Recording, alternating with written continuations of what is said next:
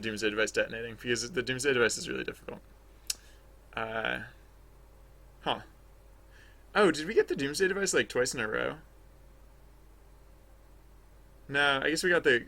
Technically, we got the riot in between, but oh no, and we got the. Okay, so it has been a little while since we got the Doomsday device, but we've been in this village for a long time. Oh, cripes! I know why. Oh man, because the village only has one transition right now. The village can only transition to the snow, and there are like no quests in the snow. I mean, there are technically some, but there are so few. So when it just randomly, when we're in the village and it randomly picks an event, like it's probably gonna stay in the, it's probably gonna stay in the village. Yikes! I should make more events in the snow. I mean, I know I should do that, and I totally can, and that's cool. But now that I can, I should actually get to doing it at some point. I told myself I wasn't gonna write more quests. The reason I'm doing this environment stuff is because I told myself I wasn't gonna write more quests until well, yeah. So basically, what happened is like we had like sorry, I'm just gonna I like illustrating things, so I'm just gonna file new. Like we had like quests, and we had oh, why is this so small? File new. Let's do like 600 by 600. Um, so basically, we had like let's say these were well. Let's use a bigger brush. Let's say this was our these were our or like so this was like the range of events, right? And so like we had like we had like events of like this kind and like actually wait no I'm gonna do this differently. So like we have like all these different events and doop doop, but then like we had like some like gaps in like what type of events we had. So like there's some stuff that was like kind of missing. So there were like some holes in like the events that we had the events that we had. And then like we also had like we also had like our environment system and everything, but we had some gaps in that as well. And like, I mean, honestly, I'm being a bit generous here because actually the gaps were much bigger and more pronounced, and it's there's actually more missing than there is present because this game could support way more content than we have currently. But like, my point is that like when we added in the linkage between the environment and the event system, there's a lot that like lined up just like automatically. Like there's a lot of stuff like there are events that like made sense to take place in the forest, and now we could put them in the forest. But then there were like, there were like event or so then there were so then looking at this one, there were events that took place. There were events that like we never made events that would take place like specifically in a snowy environment, but we had a snowy environment. So now we can actually make events that go in a snowy environment. That's like what's missing here. So I want to make events to go in a snowy environment. But the other thing that we had was we had events that took place in a pirate ship, but we didn't actually have a pirate ship. And this was like the village too. We had events that took place in the village, but we didn't actually have a village. Um, so I decided to fill out the environments first, which is why I made the village, and now I'm making the pirate ship. And I kind of want to do a interior space because like there's a quest that mentions like an interior space, and there are some quests that imply interior spaces or would make most sense in an interior space. So I kind of uh um yeah, we've been in this village like almost all day, and I was just realizing, yeah, that I need to do that other thing. The thing about like because we're not literally stuck in the village, but what happened is okay, so yeah, so the way the environment system works now, it used to just be that like we could get any event at any time, right? Like it just there was a pool of events and like it was just completely random. But now all of the events have definite spaces. Like for example, the events we've had, just going back, we had there have been two mad scientists so far today. Uh, Hence the double doomsday device. There was, but before with the mad scientist, there was there was a riot, was it? Yeah, there was a riot, and then before that there's one of those like shell game 3 card Monty type of the gamble. There's the gamble, and so these are all things that happen in a village. What's happening is because the village has one valid transition, the here I'll because I like illustrating things. I'm not going to draw anything, but I'm just going to pull up the transitions map. Yeah, so the village only has one valid transition because the question marks thing is like the next thing, but it doesn't actually exist yet. The village can only go to the snow. So we're in the village right now. When an event gets picked at random, they are still picked at random, but they're not picked from the entire pool. They're picked from all the valid events. And the valid events count as the events in the current environment and the events in environments to which this environment can connect. So it's picking randomly any of the village or snow events, but there are like almost no snow events. I think there are like literally like 3 or maybe even 2 snow events. One of the snow events might have moved into the village when I made the village. Here, let me double check. So there are 6 village events, but there are only 3 snow events. And so just because it chooses randomly, it just keeps choosing village events. And so it looks like it's probably chosen another village event, because if it had chosen a snow event, we would have started transitioning out of the village by now. Oh yeah. Actually, we know it's not picking randomly right now. Or no, it is picking randomly. Ugh. All right. So clearly, it's become very high priority that I write events for the snow environment. Otherwise, we're just gonna keep getting stuck in the village. I mean, the village is nice, right? I think it came out okay, but we're not supposed to spend like all day every day here. Yeah. Oh, I can just teleport us, I guess. Oh, you know what is what's funny is I literally can't countermand the system. I literally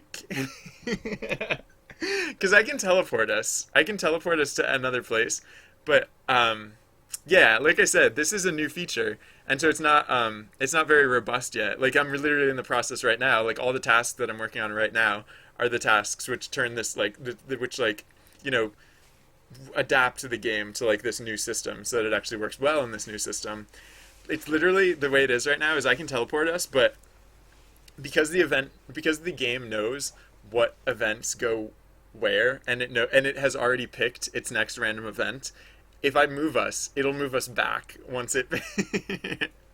So like I could restart the script. If after the next event, I'll just restart the script, and I'll make sure we start as far away from the village as possible. I'll start us in the snow. Actually, no. I guess the snow is not as far away from the village as possible. I'll put us in the forest. I'll restart the script and I'll put us in the forest. Because that way it'll take. We might accidentally wander back to the village, and statistically, yeah, that's the sad thing is the village has 6 events, so that's like statistically high. So we have a very good chance of actually of transitioning to the village when we have the option of transitioning to the village. But because the snow is so low, we have a very statistically low chance of transitioning out of the village. Another thing that'll help is I'm planning on adding in another environment here, so that there will be 2 ways to get out of the village, and so that'll help. But what I need to do in the meantime, like the quicker fix, is to add more snow events, which I want to do. Like I said, I'll in the meantime I'll just restart the script. Excuse me. Hey, that's the new follower. Nice. Spider-Man, welcome to the script. Welcome to the script. Welcome to the channel. Thank you very much for following. Hey, how's it going? Yeah. Oh, and I'll put in the hack first. So I don't forget. Env name, yeah.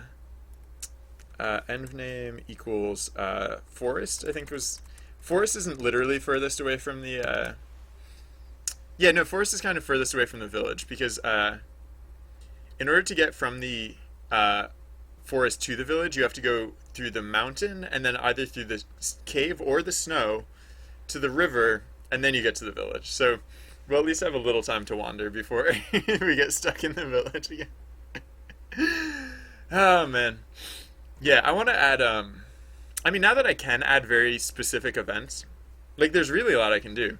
It's a little amazing that I've had such restraint to not just go write events already. Um, the reason I didn't do that is because, like I said earlier, I wanted to. I think like the thing to make like yeah, I'm basically in debt. I'm in like nonsense debt. By which I mean there's nonsense in the game, and before I add more things to the game, I want to tidy up the nonsense to be more sensible, and then I can start worrying about what other crazy, outrageous things I want to add. All right, so the near ground props layer. Uh, let's shade this rope. So let's use a brush size like 3-ish. And that's the clone stamp tool. Evil clone stamp tool. All right. So do do do. I could try and make the rope look braided, but I don't want to do that, so I don't think I will. All right. So yeah, I think I'm gonna shade like one whole side of this pile of rope. I'm gonna mostly shade the rope individually, but for starters, I'm just gonna put this whole side of the rope pile as shaded. But then for the most part, I'm going to try and render it as though it is a big coil of rope and it's all wrapped up around itself. And there are rope cables and whatnot. And let's clean this up now so that it doesn't look so weird. Do. Yeah, because this is supposed to be like big, thick cables of rope. This is supposed to be like this. Hypothetically, this is like the rope that holds the anchor on, or like the this is the rope that keeps the anchor from completely detaching from the boat, and that's a pretty heavy duty anchor. So it's got to be some pretty heavy duty rope too. It's like it's not coiled enough. I think I'll add like more to it.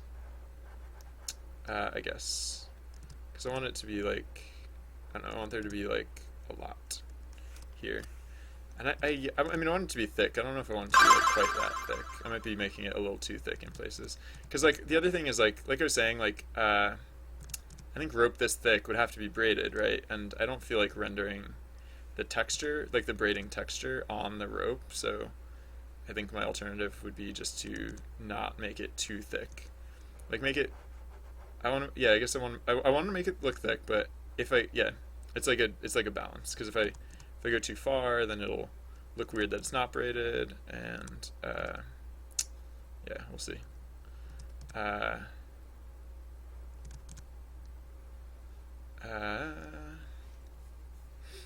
this isn't so bad, I guess. But then I'm just gonna have like I'm also just gonna have like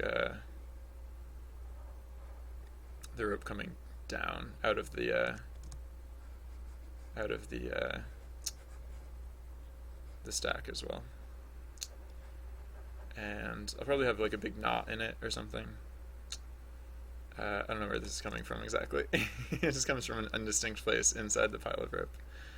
It's gonna yes, then it's just gonna come out like this, and then yeah. So I'll just put a big deliberate knot. What does a knot look like? It looks like, so it has to get so it'll be like rope that comes around it.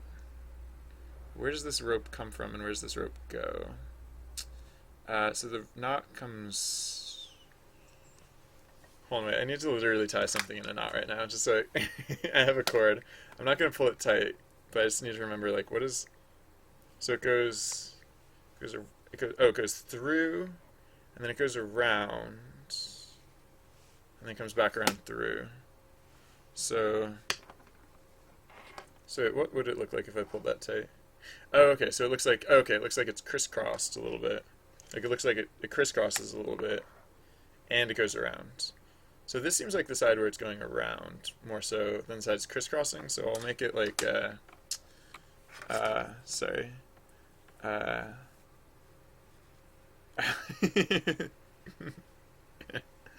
um, yeah. The cricket race. Oh. I actually because we have Lauren's cup and ball game. Cricket race and the cup and ball game are both event type 0 as well as betrayal. So I put the cricket race in part of another quest chain because I don't know. I mean I could take it back out, but like I was thinking like it was a lot of event type 0. Did I say event type 1? Sometimes I say event type 1 when talking about event type 0, but I meant to say event type 0. And like yeah, I event type 0 I try and use very frugally because I think too much event type 0 can get really old really fast. Event type 0 is the most like gotcha of all of the event types. It's the most like regardless of what you do, you can fail. Like you can fail. The game can make you fail. Even like event type 1 isn't as punishing because with event type 1 no, I mean I guess event type 1 is kind of as punishing, but like yeah, so I already have a bunch of event type 1, so like I just want to make sure that there's not too much of that in the game. So I because we now have Lauren's, I decided that it is still in the game. Do you want me to tell you what quest chain it's in so that in case you oh well so all right. I'll give you time. I won't spoil it if you don't want to know where it is in the game. But I can tell you. I can tell you how to get to the cricket race if you want to go there sometime. It might not be in the right location because I don't know. I guess thank you for saying you like it because yeah, it was one of those ones I was nervous about. I thought it was when I was coming up with it, I was like, oh, this is a neat idea, but then I also wasn't sure if it was actually going to play if it was actually going to play well. So like if it was going to translate well to the game. So I'm glad to hear that at least one person likes it. So here's like more of the knot. So like the rope does what? It goes in through here, it comes down around, and then it comes out through here. Okay. So then the last part of the rope is that it comes out through here. And then it'll be like frayed at the end. I guess. I don't know.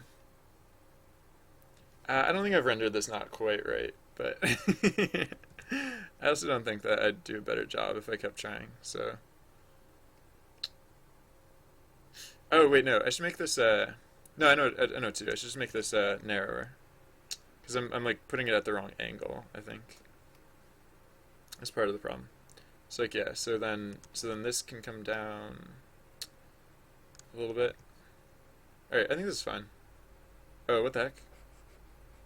What is happening? Oh, wow. Oh, okay. I don't know what tool that is, but sometimes I accidentally hit, like, this weird hotkey, and it makes things go really weird.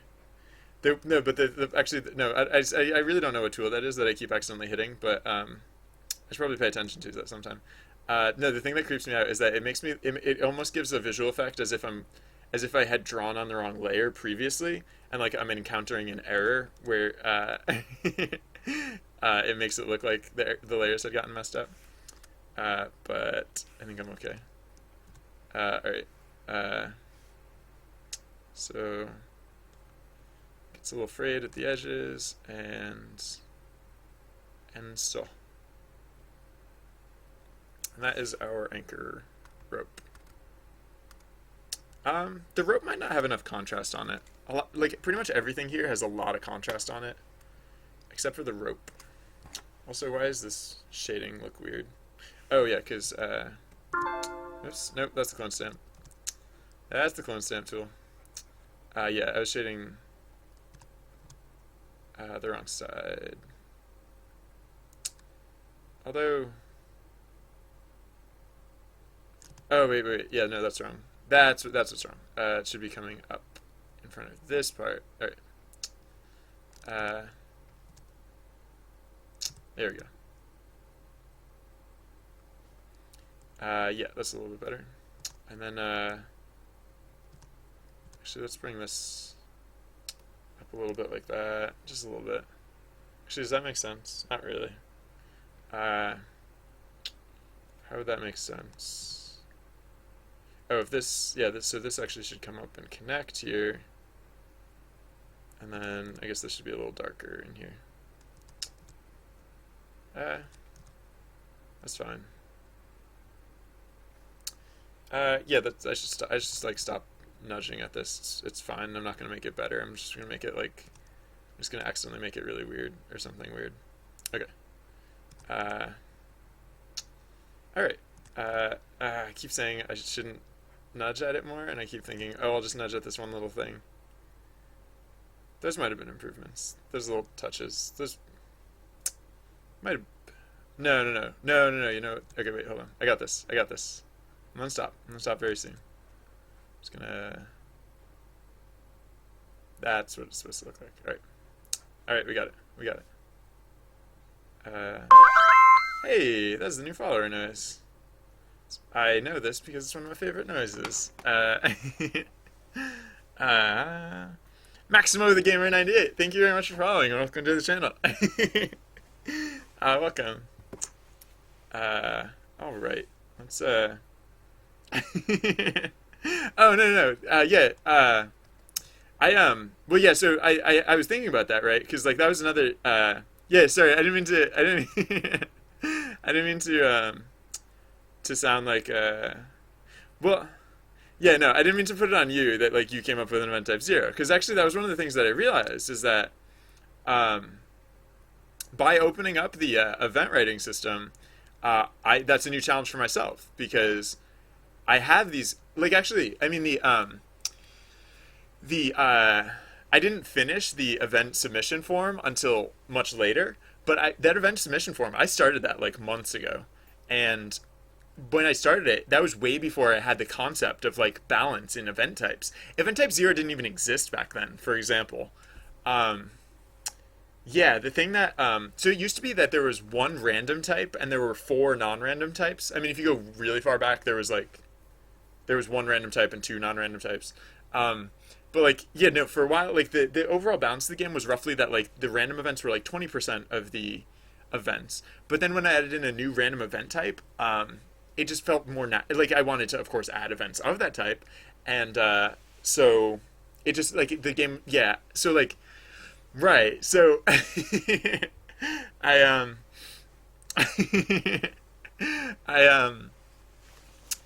yeah. So what occurred to me is I have to start coming up with strategies, and yeah. So I mean the nice thing about branching quests is like basically the way like basically what you can do with branching quests is without reducing the variety in the game, you can control the probability of the like not well, okay, it's weird. You don't literally control the probability of things happening, right? Like I put the cricket race here. I won't spoil where the cricket race is located now, but if unless yeah,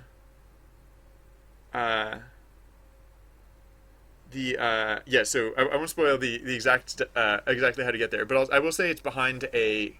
Well, it's no. This isn't a spoiler at all, because all quest chains are branching, right? Like because like events have different outcomes. Like one outcome can lead in one direction, one outcome can lead in the other direction. So just by putting it behind one outcome, like the event before it has. Like, let's say the event before it is, for example, part of the general pool, and like it's a starting event, so it can get randomly picked. Just because there are different events behind 2 of the outcomes, like it's not literally that like you have a 50% chance of getting either of those outcomes, but like if the game continues to play out, unless people gun for a specific outcome and always get one specific outcome, then they it's like it's somewhat natural that like it could occur that like each of the outcomes would happen 50% of the time. Um, so yeah, so we have just as so we didn't so yeah so we had more event type zero than I felt comfortable having as like starting events. But I put the cricket race somewhere that it like felt like it has like so that yeah, no, I don't know if that was clear, the point that I was trying to make there, but basically the game doesn't have a significantly increased amount of event type zero, although there are more like type zero events in the game. And having so actually, so Lauren, quite contrary to what you said, um, having more event type zero is actually really good because we can put them places like this. So like I think the only thing that would be worse than having too much event type zero would be having event type zeros that happen too often and were the same thing every time. Because at least if there's variety in the event type zero, then like that's that's really good. That's because like yeah, I like you don't have to feel bad about event type zero being like not a thoroughly compelling event type. That's me. I just made an event type that is like it doesn't have it just doesn't have depth to it, and that's not necessarily a bad thing either. It's randomness, right? Like randomness is very good in games. Like there's a reason that like most games have some degree of randomness to them.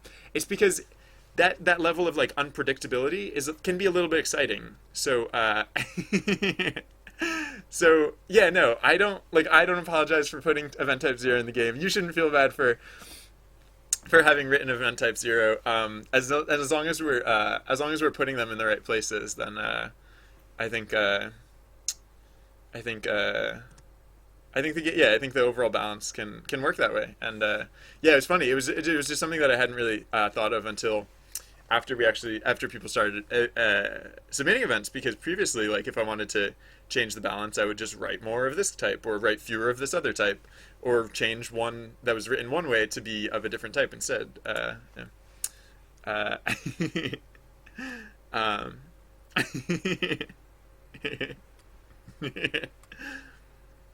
um, well, you are welcome to submit as many events as you want, Lauren. So if and when you come up with another one of a different type, I look forward to adding that to the game as well. This is like a really minor thing, but I don't like the angle. I don't like the angle of this rope, so I'm just going to move this up and move like the pieces are fine. I just wanted it to kind of like flop in this direction for whatever reason. So now I'm just going to smooth out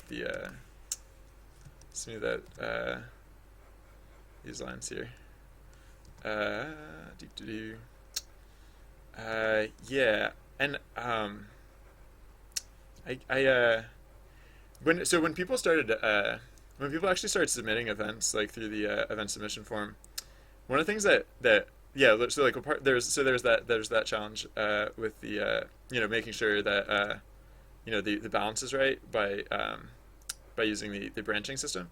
The other thing that I realized is that like my job as author really shifted, because now I am, I should be writing script. I should be writing events for the game. It's not that I should stop writing events for the game, but more than event writer, like really what my job now is basically like narrative custodian, like because I like it's unreasonable to think that like everyone who would submit an event for the game is gonna like all like I'm not expecting you all to have like conference calls on like a weekly basis where you all sort out like who's gonna make what event types or anything. It's basically just gonna whenever someone feels like making an event, they're welcome to, and people who don't know each a curator, that's kind of a fancier title, but yeah, no, more so than actually like generating the content myself. I'm now responsible for making sure that all the content from disparate sources all fits together to make a cohesive game. Yeah, it's just another one of those things that like I guess yeah, technically that is what I had done, but I'd never made a game with yeah. So another thing, I'd never made a game with like user generated content. Like personally, I never like implemented or been responsible for that particular aspect of a game. I've worked on games that have user generated content before, but so that was fun. Fun little realization. All right, yeah, I do want to bump up the contrast on this rope just because all the other contrast is really high. So the rope just looks really flat without it. Maybe I'll leave it like that on this section and just bump it up on this rope. Maybe. No, I'll do it. I'll do it across the board. Uh, oh, but it is on two different layers, so I'll have to do it in two parts. So I'll do this part first, I guess. Huh. It would be kind of nice if I could do it on both layers at the same time, because like, just because like they're both on they're on very different scales. So if I get one of them right, it could look weird in the other contexts, and vice versa. Oops, I'm really bad at lassoing. I did everything fine, and then right at the end, I'm like, ooh, I'll just like accidentally shave it in way too close. Oops. Adjustments, brightness and contrast. So actually, wait, hold on. It looked fine in the near view. It was in the far view that it looked too flat. So let's go to the far view. Brightness and contrast. That's a little bit better.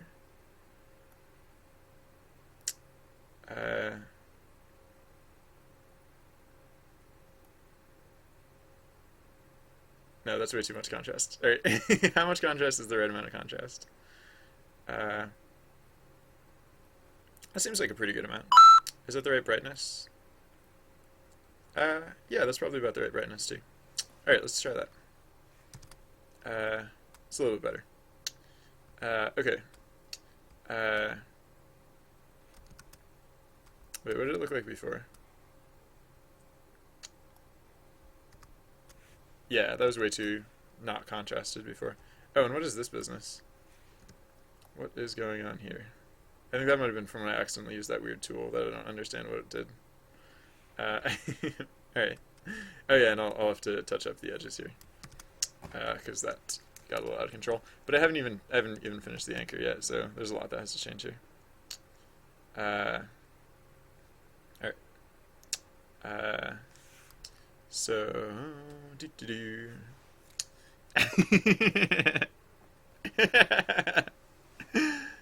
drawings.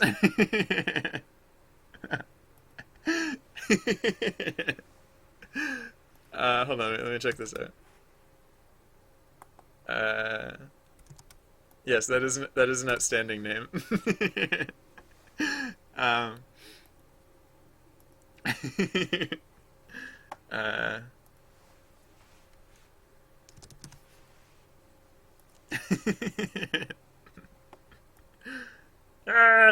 I love stuff like this. Look, it's a pretty flower. I made a pretty flower. Ooh. Whoever first came up with the symmetry tool was like a really smart person. I should be using my tablet if I'm going to be serious about this. Am I going to be serious about this? I don't know. Kind of just enjoying it for what it is.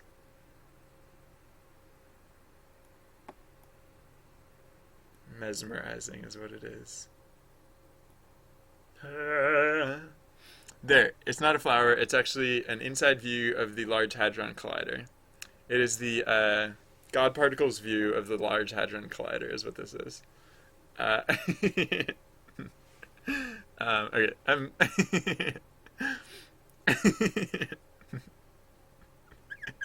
Sorry. I just really like that. Sorry. Excuse me. Alright. Um.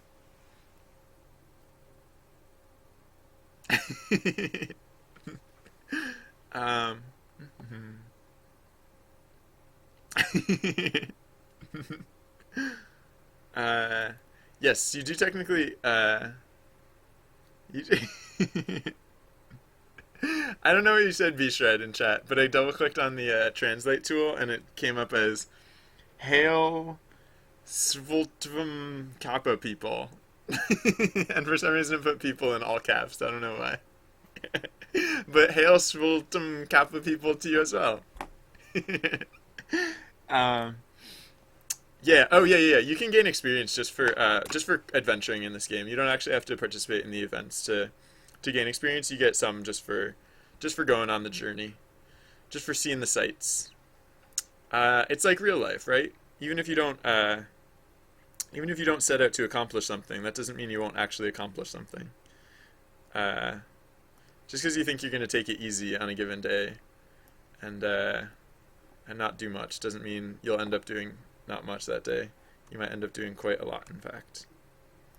And sometimes, like, I mean, like, this isn't working. I'll just clean it up afterwards. All right, adjustments, brightness, contrast. Yeah. All right, that's not a major change. Oh, is that because it was on the wrong layer, right? Yeah. I was like, wait, that barely changed at all. And it's like, yes, actually, that did not change at all. Oops, no, not hue and saturation. Brightness, contrast. All right, that's yeah, I can clean that up. Like I said. So then same thing here. Let's lasso. Do. All right, and then adjustments, brightness, contrast, blammo. All right, now let's tidy this up again. Yeah. Uh,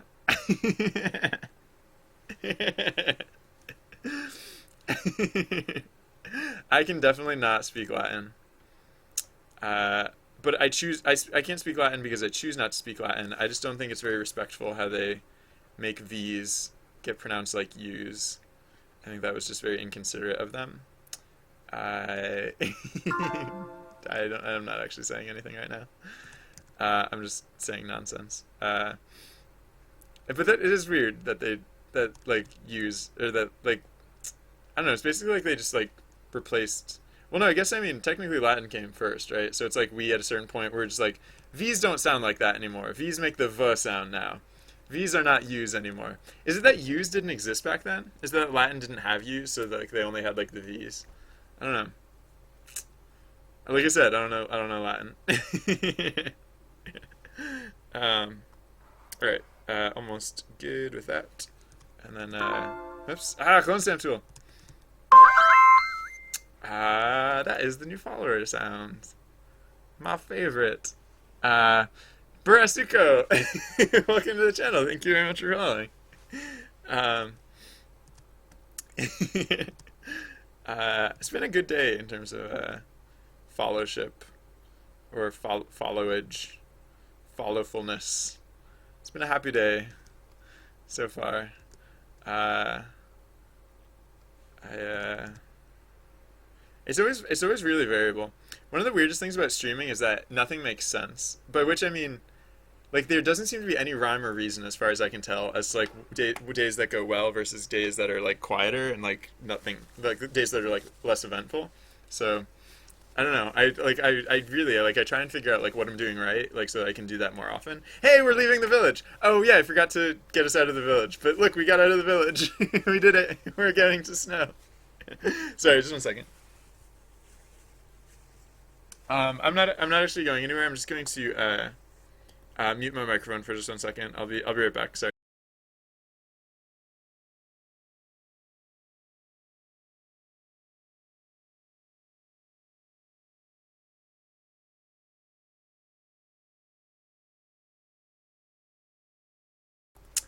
Sorry about that. Yeah. So uh,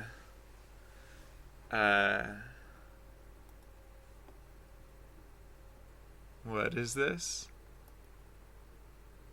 Whoa. Oh, awesome.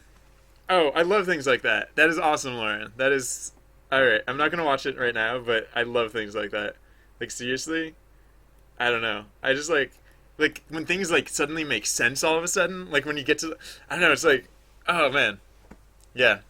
That's thank you. I'm gonna watch that like 10 times in a row later. Um, um. So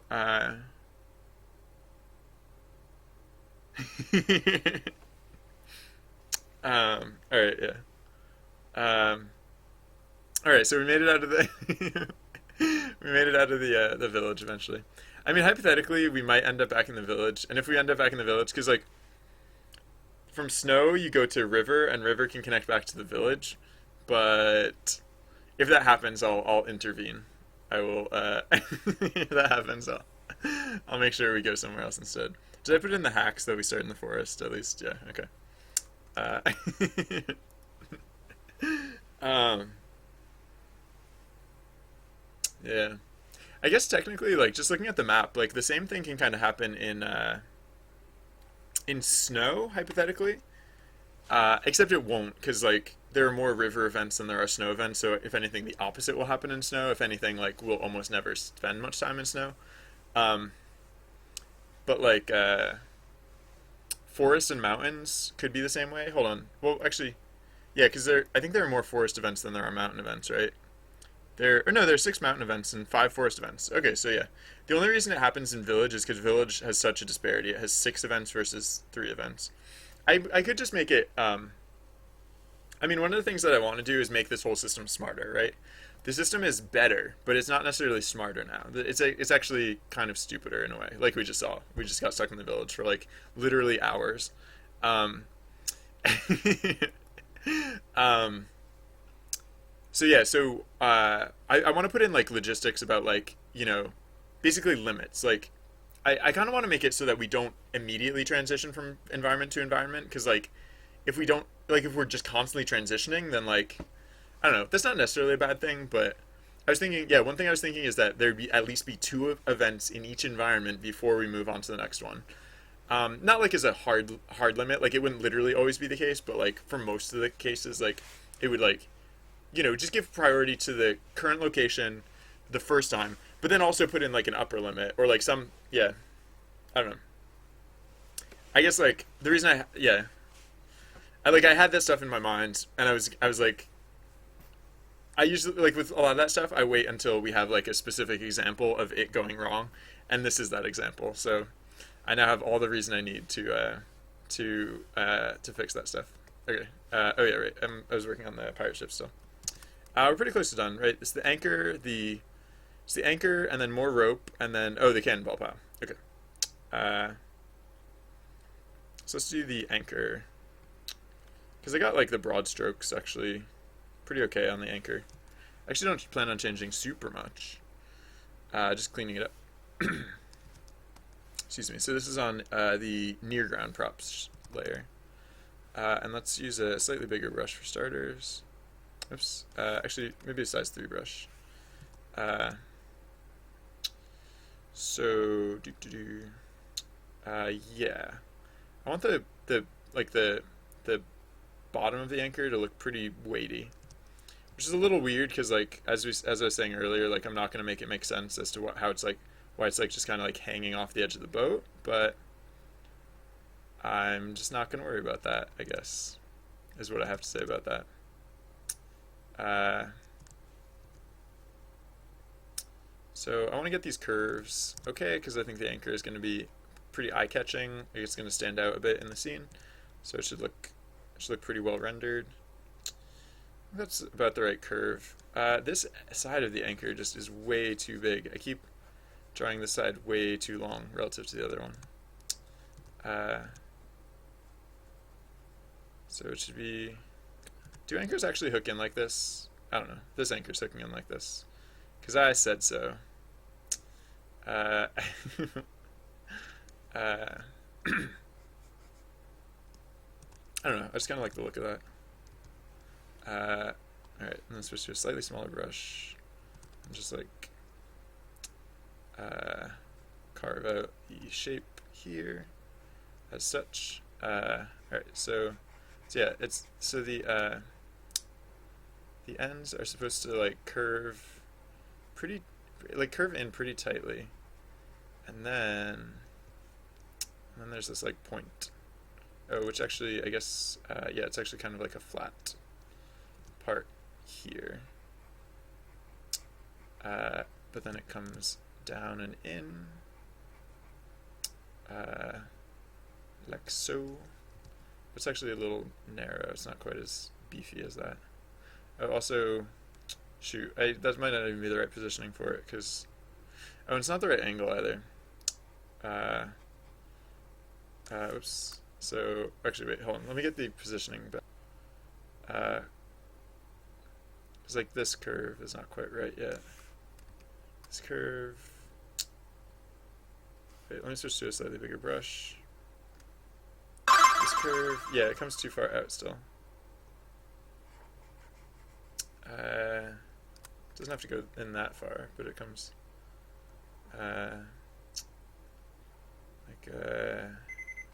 oh, sorry, that is my doggy alarm.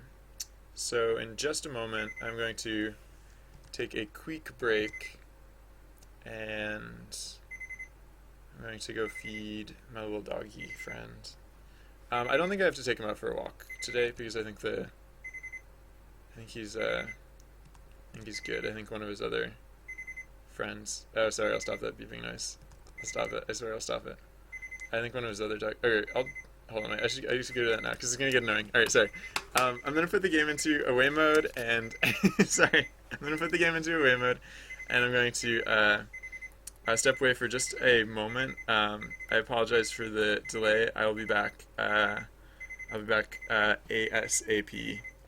Sorry, just 1 second. I'll be right back. Sorry. Be right back.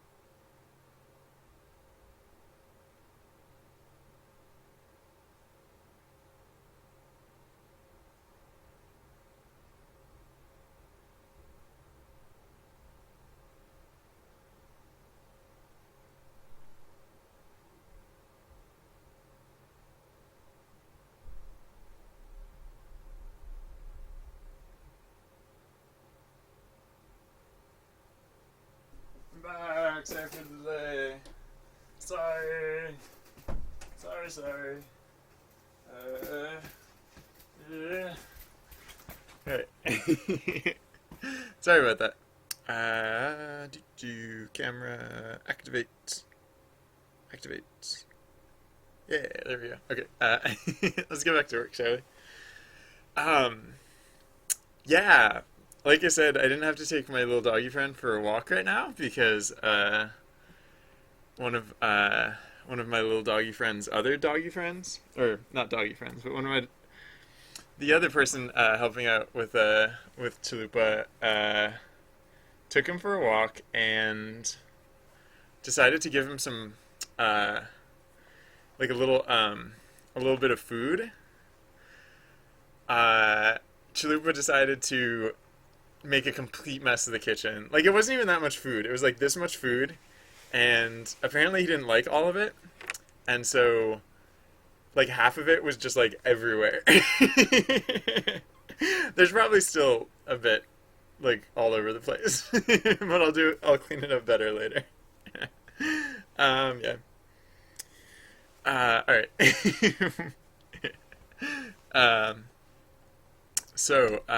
Yeah, okay, we were working on the anchor. Oh yeah, this curve. This curve's not giving it up easy. It's putting up quite a fight.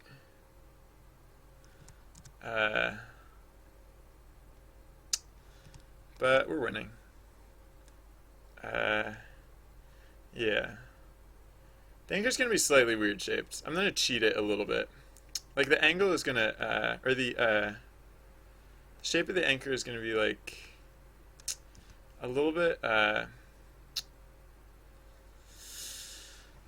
exaggerated. So for one thing, this is like almost completely wrong. So that's messing up my perception of like what this shape is supposed to be. Yeah, it's supposed to be much more like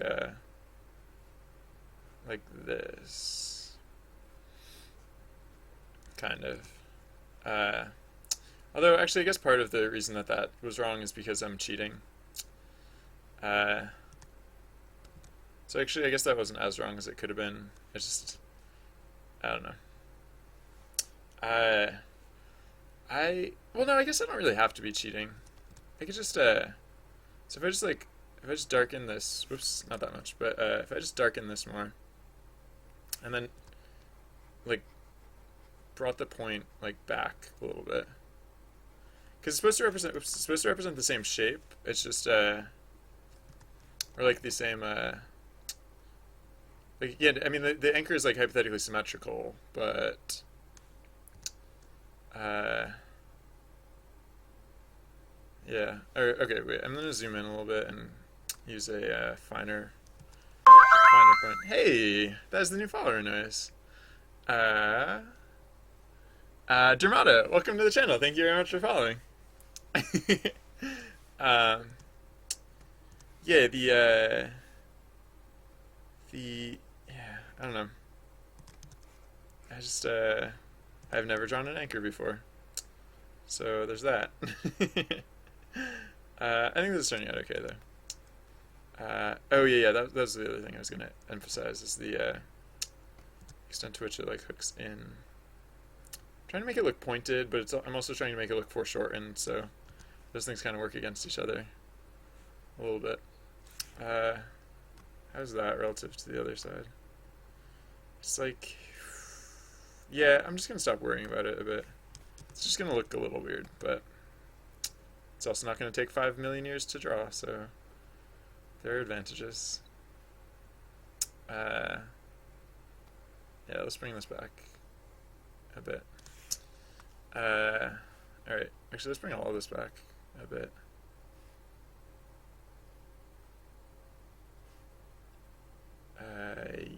Yeah. That's probably fine.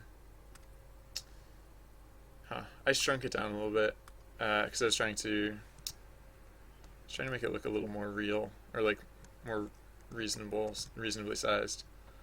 I might just, I don't know, if I'm not going to get it like quite right, I might as well just go big or go home, right? Just make it look cool. even if it doesn't, even if it's not like perfectly symmetrical, or if it doesn't like make exact sense as to like what the shape of the anchor would be. Maybe it just got like a little banged up or something. Maybe it got attacked by like a kraken or something, and the kraken got like a hold of the anchor. That's probably what it is. Obviously, that's what happened to the anchor. Yeah. It's not that it's just weirdly misshapen or anything. It's just that you don't know when you're gonna get attacked by a kraken. You can't really plan for these things. Sometimes your anchor pays for it. Sometimes you just have to suffer some anchor damage in order to get away. Hey, congratulations! uh, yeah, I think that's like the value of Twitter. I was trying to emphasize this earlier. Like, there's no method of there's no method to convey information on the stream that's going to like work like because really when you level up, Trusty Bard should be saying to you personally, hey, you leveled up, congratulations. Because there's nothing else through the stream, through the visuals, through like the chat channel. There's no other way for Trusty Bard to very directly say to you, you leveled up. I think that's what's great about Twitter is that he can do that there. He can literally say to you, like in no unclear terms, like you leveled up. Like I know when I'm watching a stream, like I'm watching it like 30% of the time. No, more than 30% of the time. I'm watching it like 60% of the time. But like the other 40% of the time, I'm like making myself dinner, or I'm like I'm doing like any other thing. So like even if I'm like I never play SideQuest because SideQuest only runs when I'm streaming, and so it would be a little hard for me to play SideQuest while streaming at the same time. But like if I ever played SideQuest, I probably wouldn't be paying attention half the time. Like an event would start and I would input my action, but then I wouldn't just sit there and like stare at it waiting for it to conclude. I'd come back a little bit later and see how things turned out. And so like in that case, like I'd be missing myself leveling up a fair amount of the time. So there just isn't a convenient so the only methods to convey that information through stream would either involve chat spam or no, chat spam. Chat spam's the only way to do that. And if you've heard me talk about this game before, you'd know that one of the big tenets of this game is no chat spam. So Twitter it is. Yeah. I do feel a little bit bad about people who follow both me and Trusty Bard on Twitter, because then you get every time Trusty Bard tells me I leveled up, then you also find out about it. But that's not. I mean, that's not the worst thing in the world, because it's not like those level up messages are coming in constantly, right? So like I haven't even leveled up yet today. I don't think. What level am I? I am level 9 right now. So I'm probably like on my way to level 10, but not there yet.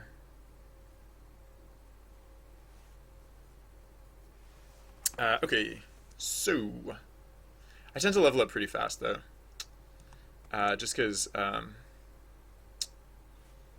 always here. Like I'm never playing SideQuest, but I'm always here when SideQuest is running, so I just tend to get a lot of passive experience. And yeah, oops, what am I doing? No, I want to be erasing. I think I want to exaggerate this shape. Oh, this is on the same layer as that rope. So, yeah, I think I want to make the end of the anchor exaggeratedly larger. So, I guess I don't have to make it that much bigger. Just a little bit bigger. Oh, where does this rope go? It just kind of goes through this hole and then disappears. Maybe I should tie it. Maybe I should tie it around this end of the anchor as well. Maybe that would make more sense. Sorry. Just 1 second.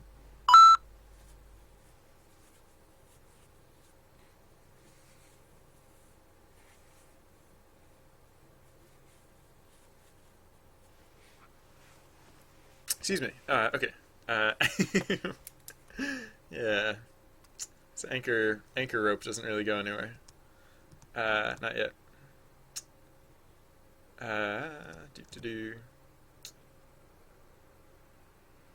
So yeah, I'm not thinking like a huge loopy end of the anchor. I just like I don't know. Like I was saying before, I just want the anchor to be like big and dramatic. So uh, yeah, uh, that's probably fine. Oh, this rope is a little bit lumpy. So yeah, knot a knot would be probably sensible, right? Yeah. So that would be not hard to do. Sorry. Uh, yeah, just have to. Maybe I'll make it like a, not like a noose, but like one of those knots that like wraps around. Oh wait, I'm not making this very wide. This rope is a lot wider than this. This rope is usually a lot wider. Yeah, it's more like that.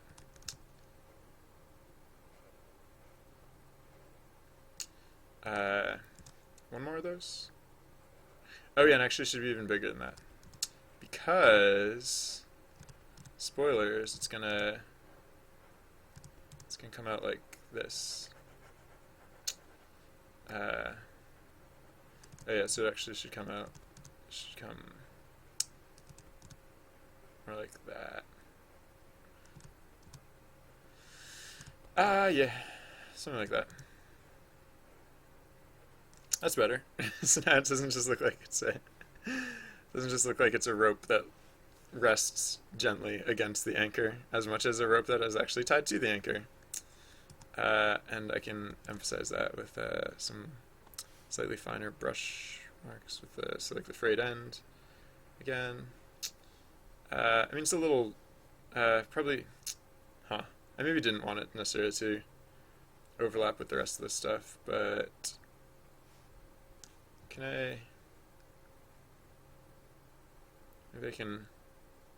Yeah, I'll just bring that in a little bit. So it'll be noticed. I don't know. I think that's fine. Oh yeah, I was gonna do another loop of the knot, but whatever. I don't care. This is fine.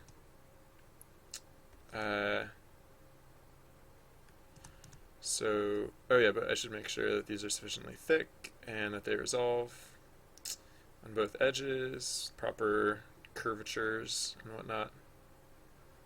Yeah, this would be thicker, or would come further up rather. This would be more shaded. Actually, I guess it'd be more shaded on the lower edge. Maybe not quite as much up here. All right, there we go. That's tied. Okay. Oh, sorry, I was not paying attention to chat. Do do do. I took a semester, or no, I took a year of Italian, which I don't know if it's true, but I was told Italian is basically like slang Latin, or it's like the common speak version of Latin. Like it's what it's what like like not scholars, like scholars spoke Latin, I guess, or like scholars. Yeah, Latin was a spoken language once, right? It's not a spoken language now, but that's it was a spoken language once, right? And I guess there's what this like the scholarly or like the elites spoke, and then Italian was more of like a common language. I don't know if there's any real correlation there, but uh, I don't know. I was just thinking because I don't know, ego facere makes it sound like it's easy. I don't know if that's like that might be a false cognate, but I don't know. Does facere mean easy? Uh, oh yeah. So what were people saying in chat? Studied at home, school too. Uh, yeah, it seems like from what I heard from people who know Latin is like they understand more about other languages because they know Latin. Like, because like Latin was like the origin of like a lot of languages, right? So, uh, yeah, I don't know basically anything about it though. Okay, so uh, the only Latin I know is those phrases that people use in Latin to sound cool and smart and stuff, like like mottos. I know what a fair amount of mottos mean just because I've heard them said in Latin, and then I was like, what does that mean? And then I found out. Uh, all right, this is probably fine. I think that's fine. Okay. Cannonballs, ropes, and then ship it. Sorry. Um,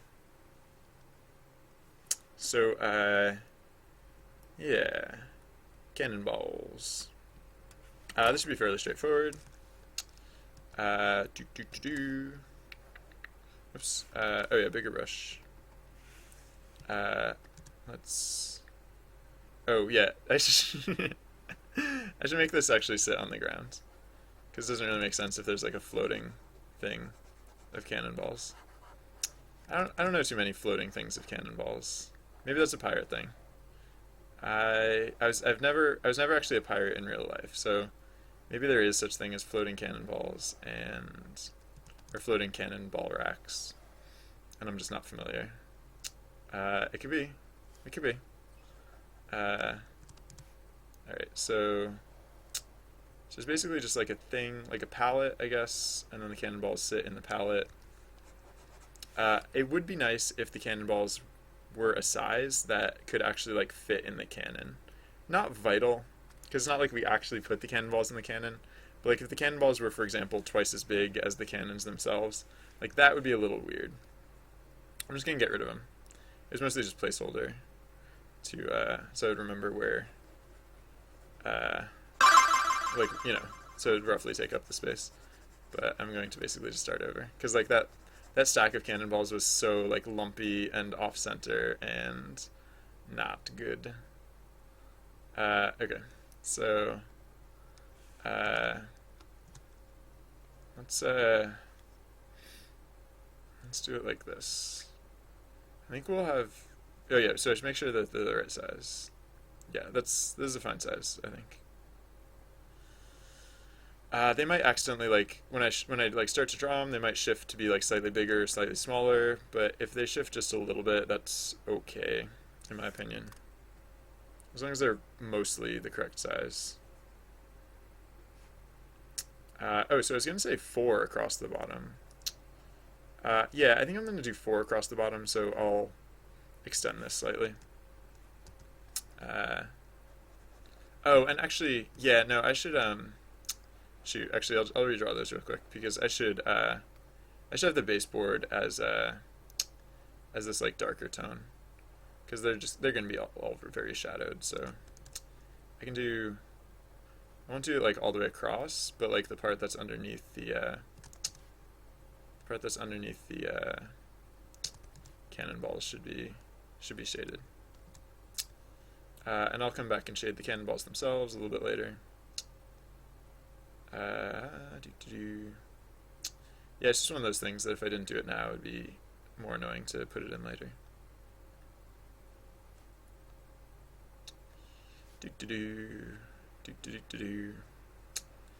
And yeah, so then one more. So I'll have to extend the rack to go further out. Like to here or so. And then actually I think the rack is going to slightly overlap the bottom edge of the cannonballs themselves, because I'm pretty sure like there has to be like a lip, otherwise the cannonballs will just go like rolling out all over the place. I'm not a cannonballogist, but I think that's how physics works, especially on a boat, which is like rocking all over the place. I think it'd have to be the case. I don't have any like specific reason to think that that's how they would make these cannonball racks, except that I feel like if they didn't, then that'd be a nightmare. Okay. So yeah, bigger brush. Whoa, what is this? What's happening here? Oops, wrong tool. What? Oh, that was from the, yeah, that's not, right. Like I was saying before, when I work with too small of a brush, I end up with like a bunch of this little like crufty, like picks, particly picks from where I like erased other stuff. Alright, so, oh, hey, congratulations, you made it to the royal dinner. Uh, so,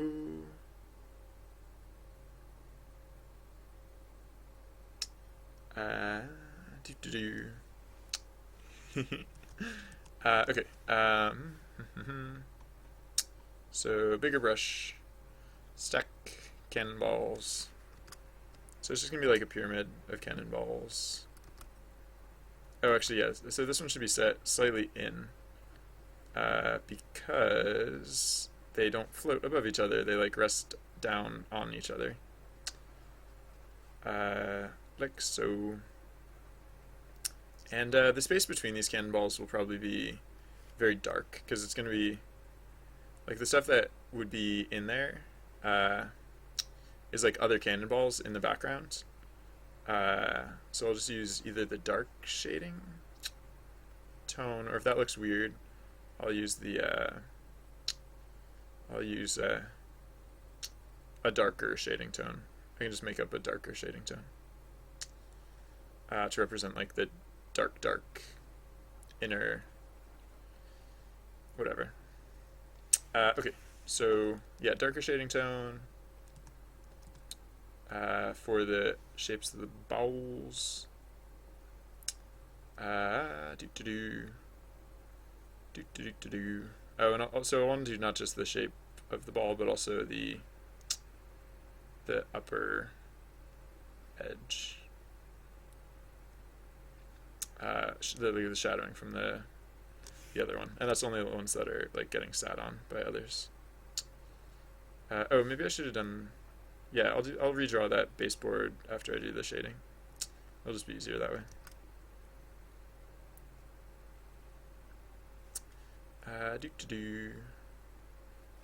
Oh yeah. Oh no, it doesn't matter. I was gonna say like technically the balls that are lower down are overlapping the balls that are higher up, but they have this because they have that shadow. It's actually very indistinct as to which is underlapping or overlapping which. Yeah,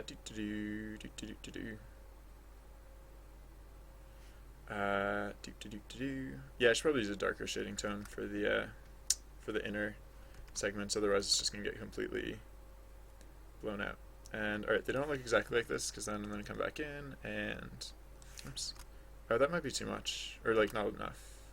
Yeah, actually, all right. So I'm gonna shade these even further. I'm gonna put this like almost halfway across. Like about halfway across. Doop doop doop doop doop doop doop bleep bloop bleedly doop doop blurp dorp.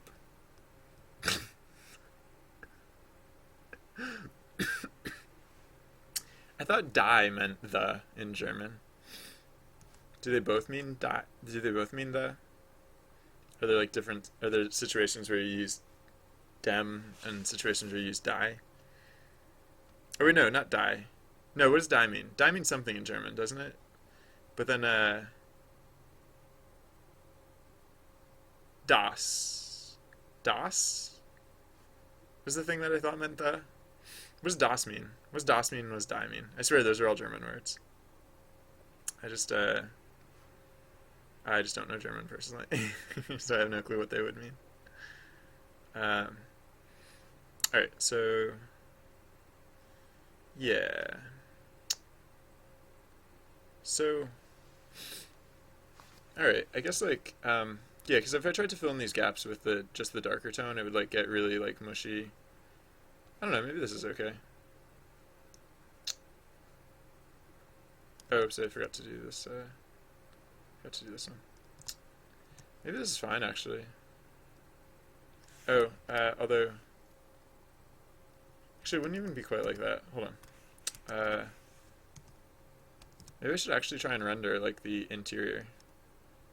So I'm gonna put in a new layer down here, and I'll do it all with a darker tone. But like for this one, there'd be like this, and then there'd be like this,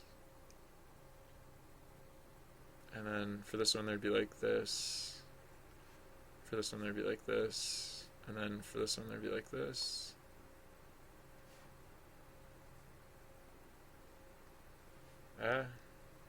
I'd have to clean up the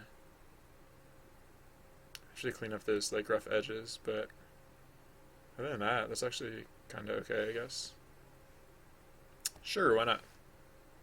Oh, was I drawing this on foreground props? Yep. All right, whatever. No, I have to move that. But yeah, this is supposed to go on near ground props. So yeah. Oops. Alright, so deselect. Good thing I didn't overlap those. Cut this. Oop, no, wrong layer. Cut this. Whoa. What layer is that on? How did I... Oh, right now I remember. I switched layers to clean up that schmutz that was like sitting there, and then I never switched back is the problem. Alright. So, near ground, props, paste, save, because I haven't done that recently. Alright, there we go. Okay. And then, oh, yeah. Oh, yeah. Well, alright, this is fine. And then what? Yeah, so cleaning up these interior lines, I guess. I mean, these are pretty easy. It's just like, let's use a very small brush, and, nope, wrong layer.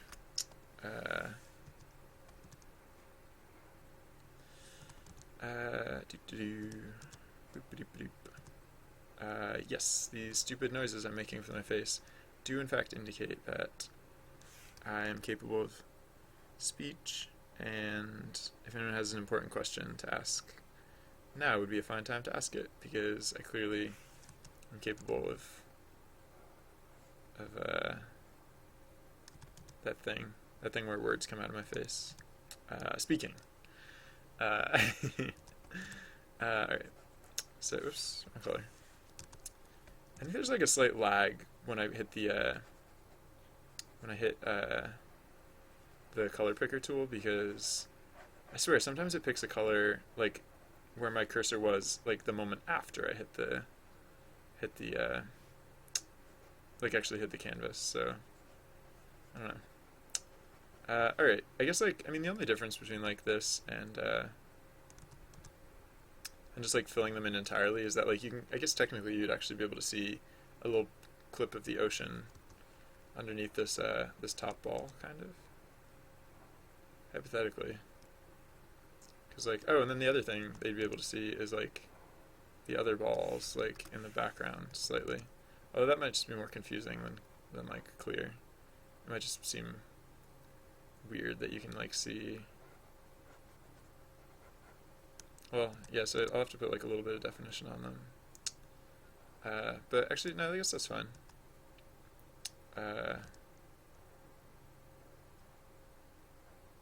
Like, yeah, I don't know, because they're like more cannonballs like stacked. It's like I was saying, it's a pyramid, not a. Well, kind of like the waves, it's a pyramid, not a triangle. So, I don't know.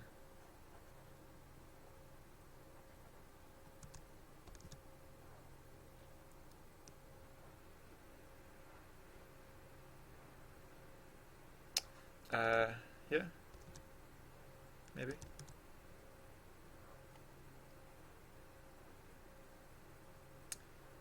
Seems fine. How's that look? Yeah, that's fine. I'll clean up the shadows a little bit because they're a little bit haphazard. Like these things here. They look a little not correct.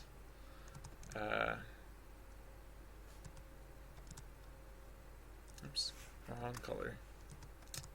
Nope, wrong color, wrong tool. I'm a mess.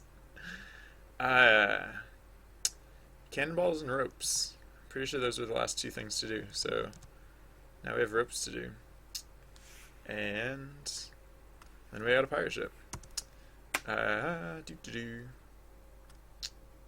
So, um, hmm. For the sake of expediency, I might just do this one rope that I spec'd in. No, I'll probably do this rope and then one other. But I'm not going to go crazy with it. No, I might just do that one. No, I should do at least one other. I could put like... Huh.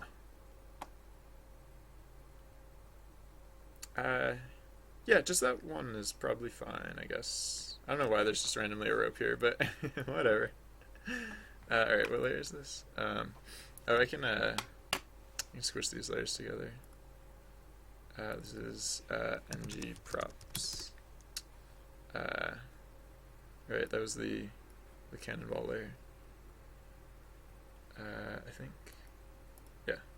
Okay. Oh, I didn't ever touch up the frame. Not a big deal. Just I can just clean this up a little bit.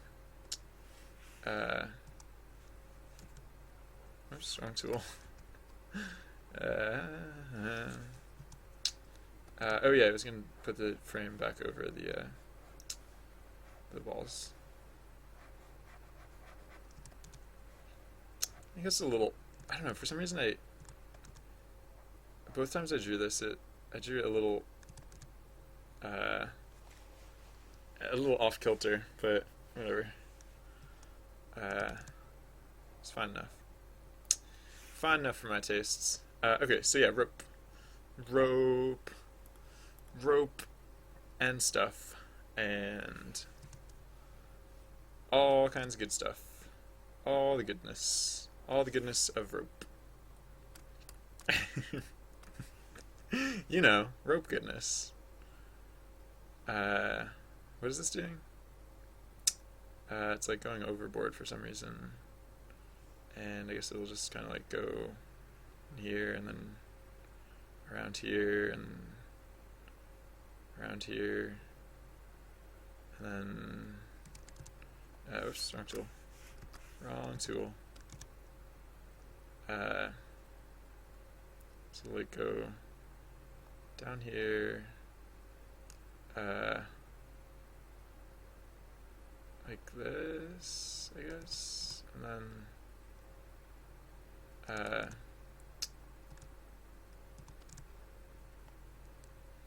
then, wait, that shouldn't be so dark.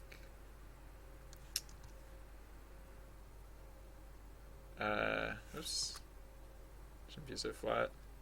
And then, I don't know what this rope is for, or like about, or like what's this rope's motivation? Like why did this rope want to be a pirate in the first place?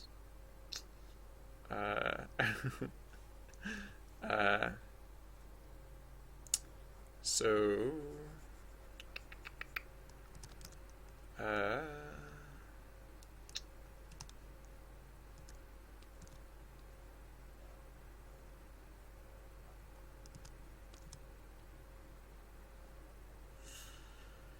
I don't know. Something like this.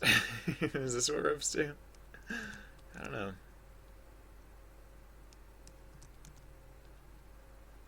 No, that doesn't look right. That looks weird. Doop-a-doop.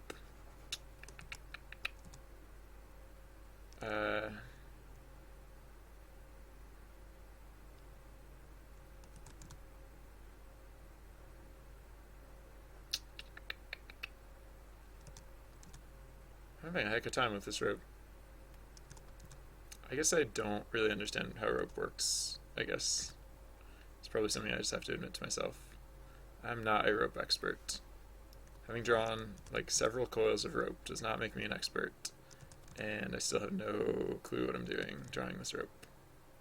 Oh, yeah, so this coil is clearly not sitting on the ground, so I should probably make it sit on the ground. I should probably give it like one more coil. Just for good measure.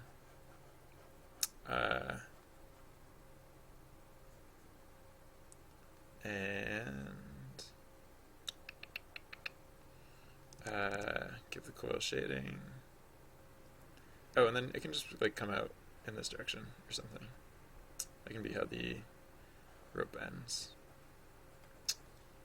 Oh yeah, and then I don't know. I guess like the way I had been doing it, like I guess hypothetically, like there'd be like shading on this side of the rope coil. I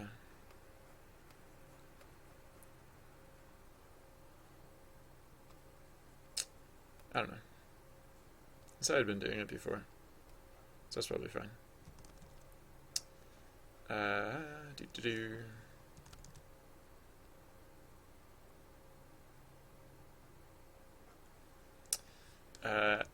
It looks so lumpy. Usually I have trouble with my stuff looking like too noodly. Like it looks too much like a perfect tube. And yet here I am trying to make this look tube-like, and alas, I'm having quite a bit of trouble with it. Alright, so yeah, this is the end of the rope. Why this rope is here? No one knows. But it is here. Okay. I'm gonna call that fine. Call that done. We made a pirate ship. So the cool thing about this is that I haven't tested it. Oh wait, no, we're not 100% done. Alright. Yeah. We're very close though. Yeah, so the last thing to do is to do what is this layer? Oh, this is, oh yeah, no, that was a temporary layer. We can get rid of that now. What is this layer? Oh yeah, that is a temporary layer. We can get rid of that now. So let's hide these. I mean, I could squish the props layer down at this point. But I won't. Not yet. So save all this. Yeah, so I'll smush the peaks. It was layer 13. Oh yeah, layer 13 is that layer, so. Oh yeah. Actually, that's one other thing I need to do. Is, I need to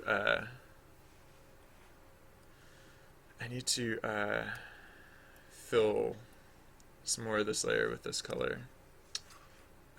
This color to be specific, so let's spill like that basically. And it's actually even okay if there's like a little bit of a seam there. So I'll try and minimize it a little bit, but I don't have to worry too much about it. It's probably fine. Yes. Alright, that should be good. So save that. And then, yeah, so what is layer 8? Oh, layer 8's the sky. Alright, so yeah, so what we have to do here is take a chunk off of this, because these are not looping yet, so we need to make these loop. So cut this. Actually, no. Copy this. Edit. Invert selection. Slide this down to the edge, because I just cut from a random part of like seamly imagefulness, because the whole image was like well rendered from one side to the other, right? I drew it without weird like breaks or whatever in between. So then I moved part of the seamliness down to the end, and if I paste this other piece, so these ends are not going to connect. These ends are going to look weird next to each other. Not that weird though, but like a little weird. They're going to look a little weird next to each other. However, because I chopped it from a place that connected cleanly, the edge now connects cleanly. So now all I have to do is make this part connect cleanly, and then the whole thing will connect cleanly. Loopingfulness. Much loopingfulness will be had by all. So let's take this and brush size 2, perfect. I mean, this texture is really choppy, so it's not going to take much effort to get it to look clean. It's like a little bit of that, a little bit of this action, a little bit of this action. Yeah, that's pretty good. That's pretty much it. Because now there's no overt seams in the image. Oops, wrong tool. Undo. There are no unseemly seams in the whole thing. We don't have to worry about the bottom half of the image because that is all covered up by this layer, which I'll squish together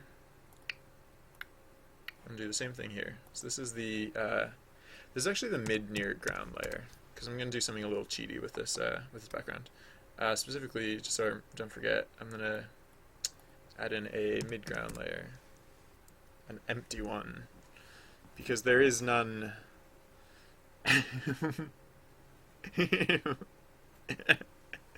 The fond remembrance of friends and family. I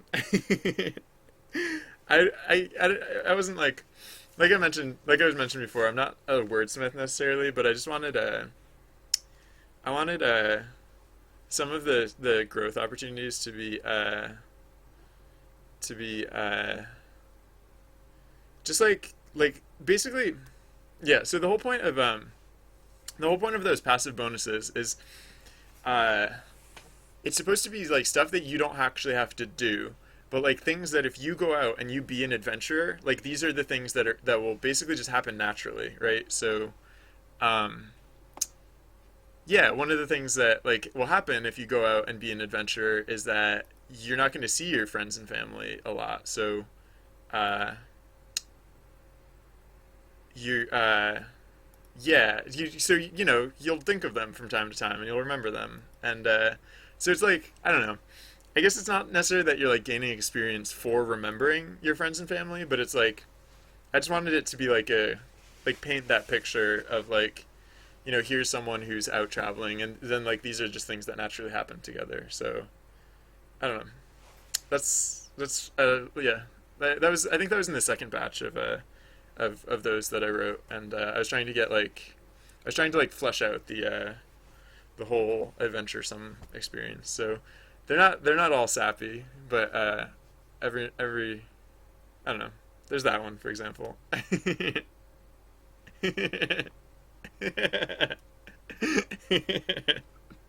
Nostalgia.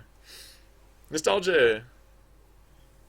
Um, that's it's an indication of like growth, or it's like a yeah, it's like a right, because you can't have nostalgia if you haven't grown. So, uh, okay, so yes, this one will be a little this one, and this is basically the same thing that I'm doing with this layer now, but it's this one might be a little trickier to justify. It shouldn't be too hard, but not quite as easy. Invert selection, slide, slide, slide, slide. What the heck am I doing? Oh, I'm on the wrong layer. Great. All right, mid near ground layer, and I'm just gonna cut it, and then I'm gonna select all, because I think it's actually easier to do it this way.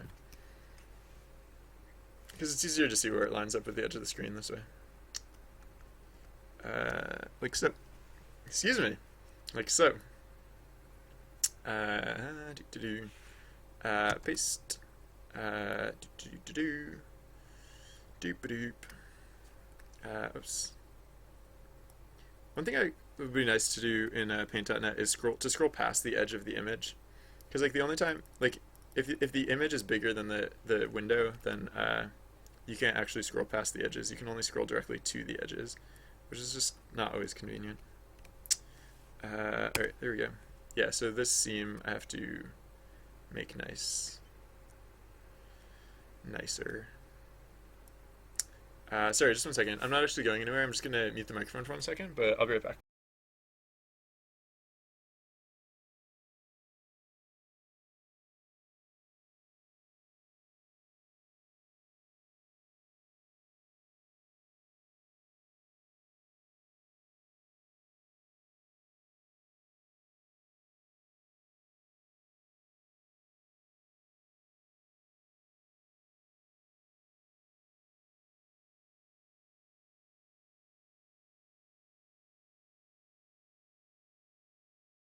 Excuse me.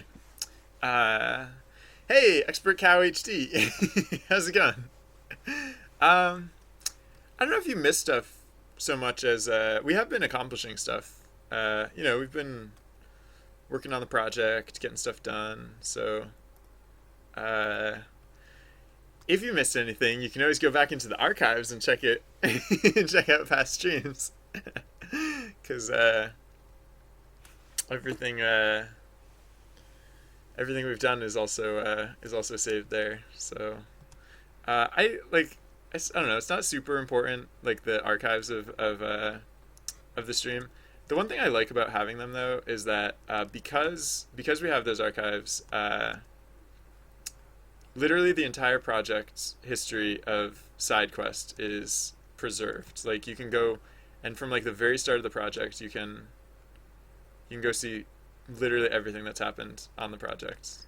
Uh, there was like there was like a little bit of tech setup that I did the day before I started streaming SideQuest. So I guess technically there's like a little bit like of the project that wasn't done on stream, but that represents so nothing of the project that uh oh, can you do that on YouTube? Can you click it up to double speed? Because that's awesome.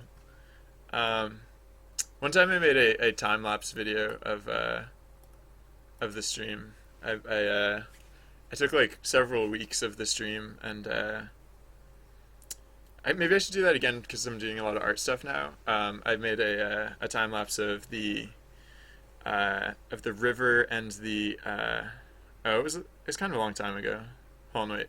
Where's the yeah, wait. It's I can actually get to it faster if I go view my channel, not through my dashboard, but through the video thing. Because it was back. Yeah, it was Xeno's Destination. No, it was before that. It was oh, it was yeah, because it was at the end of January. What did I call it? Lightning round or something like that. Oh, it'd probably be around here. Uh,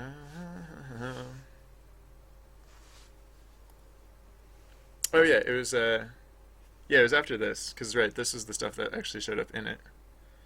Uh, huh. I could have sworn it was I could have sworn it was right around this time. Wait, hold on. Let me just light. What? What? Did it get taken down or something? I don't know. I could have sworn it was sorry, I'm really distracted. I'll get back to work. I just don't know what happened to it. It had to be after circumnavigation because circumnavigation was included in it. Might change everything was included in it, or might redo everything. And big, yeah. I feel like it should have been like, oh, maybe I didn't put it together until later. Sorry, this is just like super important to me for no particular reason. No, I don't know what happened to it, and I'm a little sad. But I did it once. It was totally a thing. Totally a thing. All right. Oh yeah, that was the other thing I was going to look at real quick. You can make YouTube videos go twice as fast? This was from yesterday. Uh, oh, I don't know. Okay. So oh, settings. Okay. Oh, that's awesome. All right. Yeah, I'll have to. I don't know. That's just cool to know. Uh, yeah, I know I did a time lapse video. I don't know where it went. It's not important. I thought it wasn't going to take any time to find, and then it took some amount of time to find. Hey, abandoned pirate ship. That's we're so close. We're almost there. Did I finish this scene? We're good to export it now? All right. So yeah, the pirate ship isn't going to work immediately because I need to do some tech setup in order to get it to work. What is layer 11? Oh, it's that one. Yeah, I can get rid of that. Actually, I guess I don't really need to get rid of it, but I can ignore it. All right. So background, select all, copy, file. Oh, I don't need these open anymore. These are not important. File, new. Okay, paste. saves background. Oops. Backgrounds. Ship. This is the background layer, right? Backgrounds. Yeah. And then so file new. Okay. Select all. Delete. Save. The midground layer is actually is going to be blank. There's not going to be a midground layer. I might like make a midground layer with oh yeah, TLDR. That's what it was. It wasn't called lightning round. It was called TLDR. All right. Well, I won't look it up again right now. But if anyone's curious, that is the thing that exists. It was literally 70 hours, not 17, but 70, like 69 hours of video condensed down into 7 minutes of video. So, yeah. Good eyes, Yakimus. You are correct. That was the video.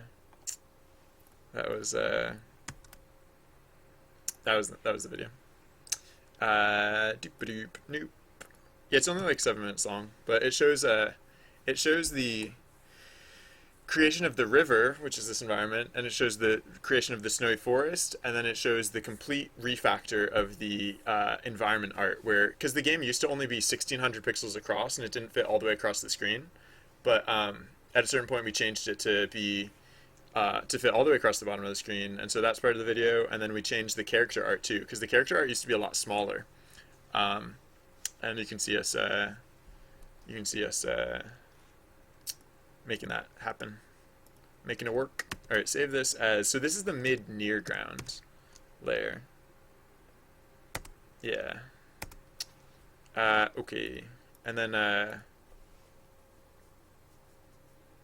so right, and then okay, so the other layers are not squished together yet, because the other layers are near ground prop shade, and near ground props. So I'll squish these together. Well, first I'll save this image, and I'll squish these together. And copy, file new, okay, paste. This is the near ground. Save this as near ground. And then the foreground and the foreground props layers I can squish together as well. And this is the foreground layer. File new, okay, paste. Save foreground. Alright. So now I need a data file. Hey, that's the new follower noise. Flippin' Guff! Welcome to the channel. Thank you very much for following. Alright, so yeah, so I need a data file similar to like the river or the village. Right? Yeah. So, see projects, journey, backgrounds, river, no, village. It might be like the same data file, basically. Ship, paste this here. Oh, yeah, and so I need, just for temporary sake, I need, I'm just going to copy over the,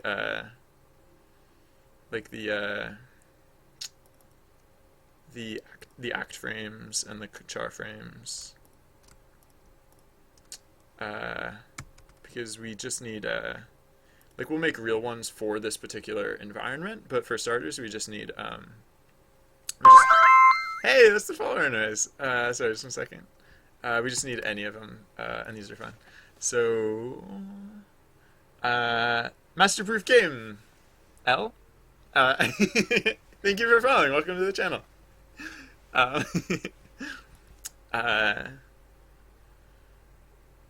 And yeah, all right. Thank you, Expert Cow HD. What was I gonna say? Yeah, okay, yeah. So I just copied these over as placeholder. I'll change them in a bit. Yeah, now what I need to do is change everything that isn't going to work right now. So I'm going to... Today's been a great day for new followers. Shawnee Bob 011, welcome to the channel. Thank you very much for following. I have no clue how many new followers we got today, but it's been a lot, and that's just been great. So welcome everyone. Thanks for checking out the channel. I'm glad you decided to stick around for a little while. Uh, I stream a lot, so if you like streaming, then he's still hosting. Okay, yeah, no, that makes sense. Right, sure. So thanks. Shout out to Gypsy because the Gypsy Knight because uh, for coding I'm using Pygame. Yeah, because I'm working in Python. We're about to jump over to that right about now, so we'll get to see a bit of that. I'm going to delete this old backup because we don't need it. Plus, it's in version control, so if I need it. Oh, I'm also going to delete the clone because I'm going to make a new clone. I'm going to edit the clone first and get the clone working, and then the clone will become the real thing. Doop-a-doop. Alright, so sometimes in Explorer I'm inclined to hit like Control S, but that doesn't do anything. You don't need to save the changes that you make in Explorer. Alright, open Journey. I thought I deleted Journey backup. That's weird. I guess it hasn't like updated the file system or whatever. Oh, there it goes. Okay. Journey clone. Yeah. So let's cheat the background to be the ship, and I could do this oh, actually, first thing, let's make this not the original. False. Yes, please, PyCharm, let me do what I do. All right, this is not the original. Let's go to env. No, what the heck? I don't know what just happened. All right. Control F. Let's go to env environment. So env name. Sorry. Yeah. So let's cheat it to be a ship. And if I try and run this, a lot of things are going to crash. And that's because we're making assumptions about. Oh, it's the wrong one. We're making assumptions about what environments are. Oh, and even once it does work, it's going to look really silly. So,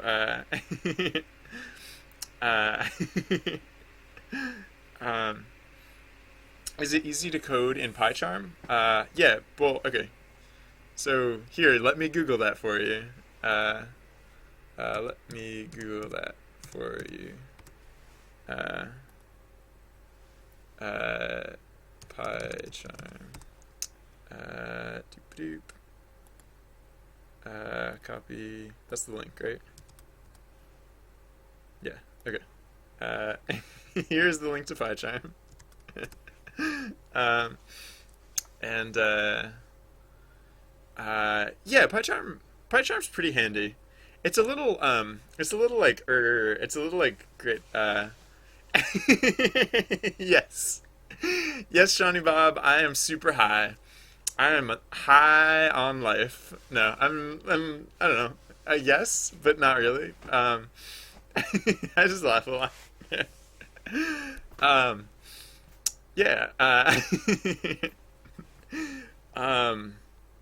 Yeah. Okay. So I just as like it would be easy enough to go and like fix the things that are not going to work, but it's going to be equally easy to just like let it keep crashing until it doesn't crash anymore. Oh yeah, and once I do fix it all, the thing that we're going to see is that the slides are going to parallax relative to each other, and that's thank you, Shiny Bob.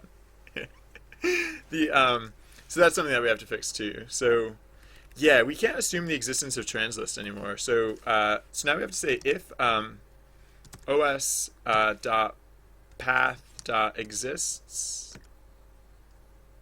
Is that a thing? I think so. I think that's how you say it. OS exists. BG's trans. Blah blah blah. Whatever. Then we do this. Otherwise, we just don't do this. So how much is this? Yeah. So for all of this, we only do this if the folder actually exists. Because if there are no oh, oops, yeah, I was supposed to end with a that, and Yeah, because if this folder doesn't exist, that means this background doesn't transition to or from anything. So, yeah.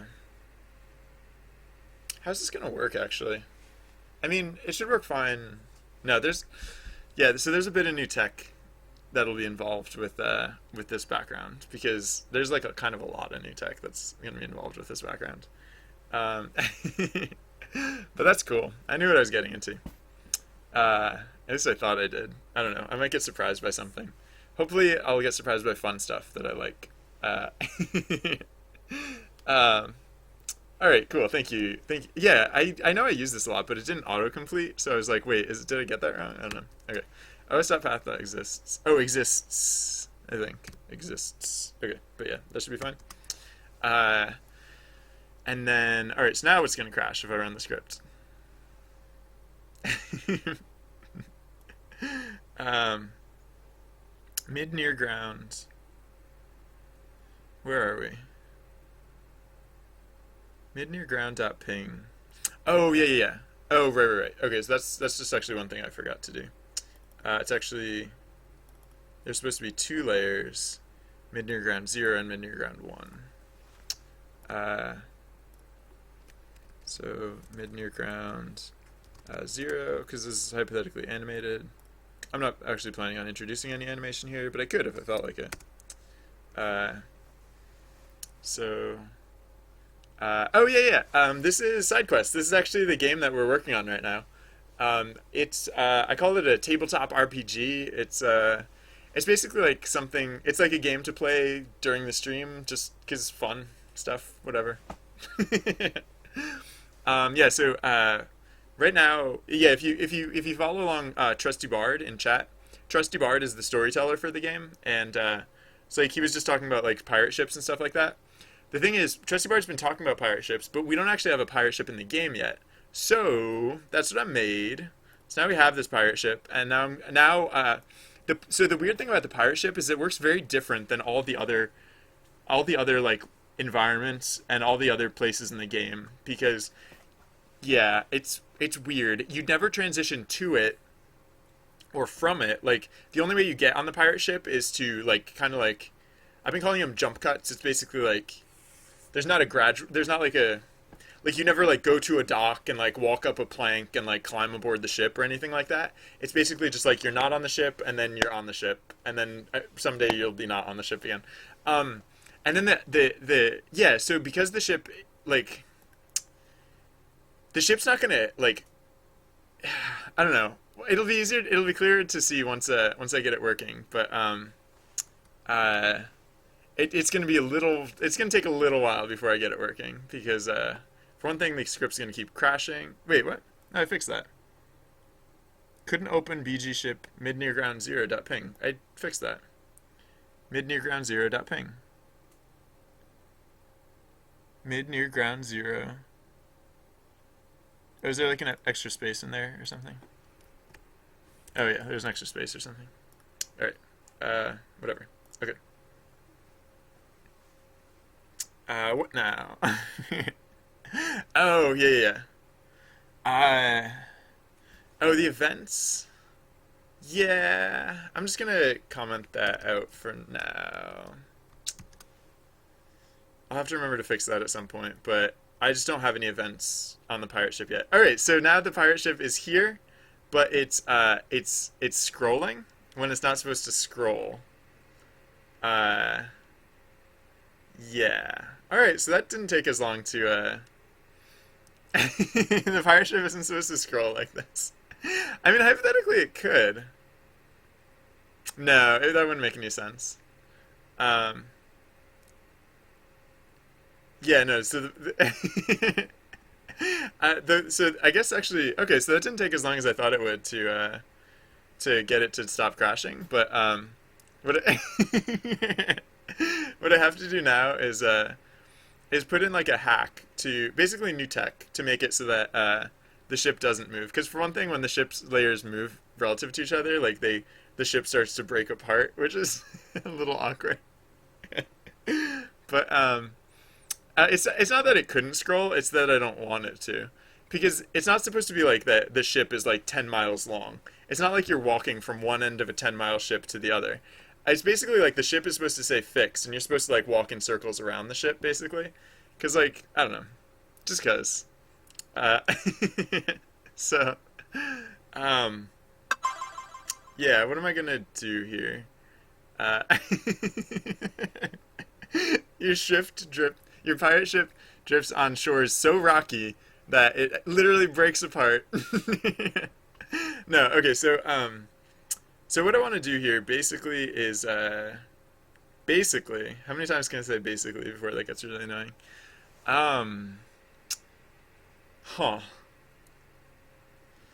Uh, all right. I'm gonna stop the script for starters. I'm just stop it temporarily because yeah, this isn't like anything I have to fix. This is like basically just new stuff that I have to put in. So I guess I could use the data. I could use data, uh, the data file because I already have this data file for the environment. Um, I mean, so far this is the only environment that actually needs to do this, so I don't have to be too precious about about how I set this up. Um, so yeah, I'm just gonna say uh,